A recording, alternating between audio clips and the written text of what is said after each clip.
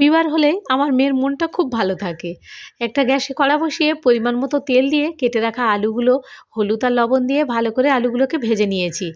এবারে ওই তেলের মধ্যে 500 গ্রাম চিকেন ছোট, ছোট করে কেটে নিয়েছি। চিকেনগুলো আমি তেলের মধ্যে ভালো করে ভেজে নিয়ে সব চিকেনগুলো তুলে নিয়েছি। একটা বাটির মধ্যে ভেজে রাখা চিকেন, তাতে দিয়েছি ফ্যাটানো টক দই, কাশ্মীরি লাল লঙ্কার গুঁড়ো, লঙ্কার গুঁড়ো, ধনিয়া গুঁড়ো, হলুদ গুঁড়ো, পরিমাণ মতো লবণ দিয়ে ভালো করে মিশিয়ে নিয়েছি। এর মধ্যে ফোড়নে দিয়েছি গোটা জিরে, তেজপাতা, গ্রেট করা রসুন, কুচানো পেঁয়াজ দিয়ে একটু ভাজা ভাজা করে এর মধ্যে দিয়ে দিয়েছি কুচানো টমেটো, আদা বাটা, চেরা কাঁচা লঙ্কা, গরম মশলার গুঁড়ো দিয়ে ভালো করে কষিয়ে নিয়েছি।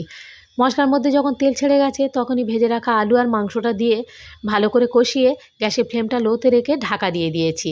দেখুন কতটা তেল বেরিয়ে গেছে। আগে থেকে গরম জল করে রেখে দিয়েছিলাম।